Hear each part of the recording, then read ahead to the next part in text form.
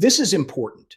What I'm about to show you took me 20 years to piece together. Spinoza saw it 400 years ago. The church tried to destroy it. Don't click away until you've seen the evidence. On the 2nd of June, 553 of the Common Era, 165 bishops sat in the Great Hall of the Hagia Sophia and voted. Not on scripture, not on the interpretation of a text, on whether you would burn forever. Spinoza found the records. What those records say has been hidden from every pulpit since. Before I tell you what they voted on, I need you to understand what existed before, because what they were voting on did not begin in that hall. It was assembled over centuries, piece by piece, from sources that the assembled bishops never named, and the congregations they governed never knew about. And when you see where the pieces came from, the vote in Constantinople in June of 553 is going to look very different to you than it does right now.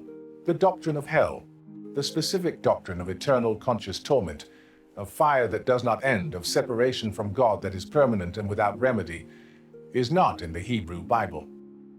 I want to begin there because the claim is precise and verifiable, and the church has always known it to be true. The doctrine that frightened generations of Christians into pews, that built cathedrals, that sustained confessionals and indulgences and theological systems of extraordinary complexity. This doctrine did not come from Moses. It did not come from the Psalms. It did not come from the Torah or the prophets or the writings that constitute the Hebrew Scriptures. It came from somewhere else. And then, in 553 AD, it was voted into existence as non-negotiable.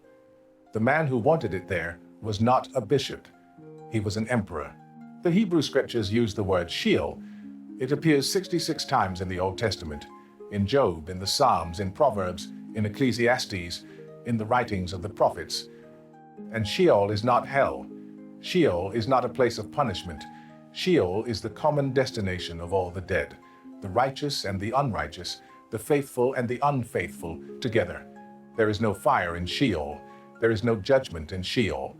There is no differentiation in the Hebrew between the dead who were good and the dead who were wicked. They go to Sheol, all of them. What I shared today, it took me years to accept. Tell me in the comments if this changed something for you. Sometimes the truth is uncomfortable, but it's still the truth.